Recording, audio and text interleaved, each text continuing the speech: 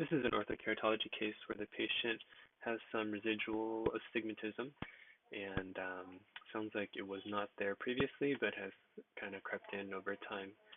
We have pre and post square maps up right now. The post square map shows a little bit of decentration. This is the left eye, so it's decentering laterally a little bit. And we're also getting an incomplete reverse curve superiorly and to a degree inferiorly. So I think the two recommendations I would make for this lens are to make the lens a little bit bigger. That'll help the lateral decentration.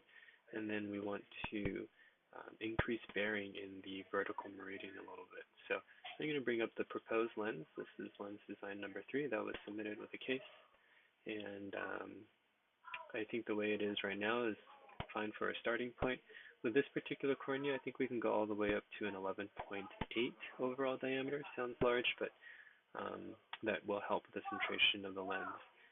And then in the vertical meridian, we're going to want to get the lens to bear down a little bit more on the cornea. So first thing I'm going to do is double check where your OZ and IC are, 5.8 and 6.5.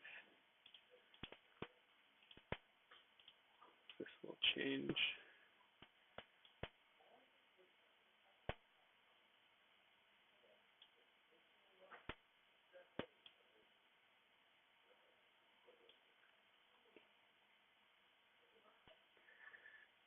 I believe the initial power was a +2, so I'm going to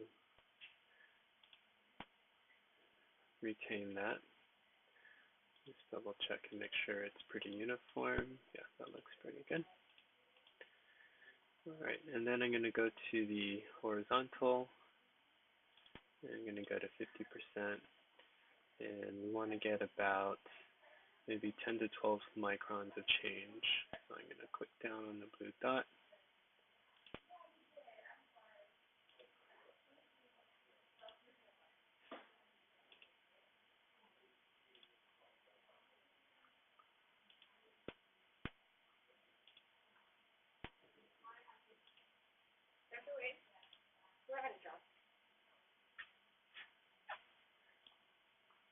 So we're at about 10.7.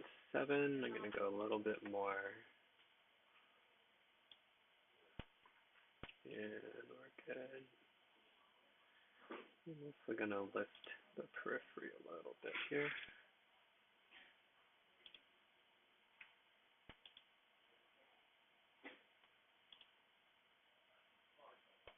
Okay, so it's going to look like we're kind of lifting the periphery off of the cornea and the horizontal meridian. This is just a relative display.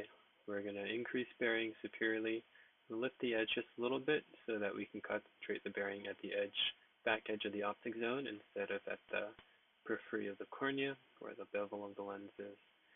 And this should get rid of the central astigmatism that's being induced by the lens rocking kind of across a horizontal fulcrum. We do want to readjust the center thickness since that changes with diameter changes. And I would go ahead and try this as a next lens design. So hope this helps out with your patient. Best of luck and thanks for watching.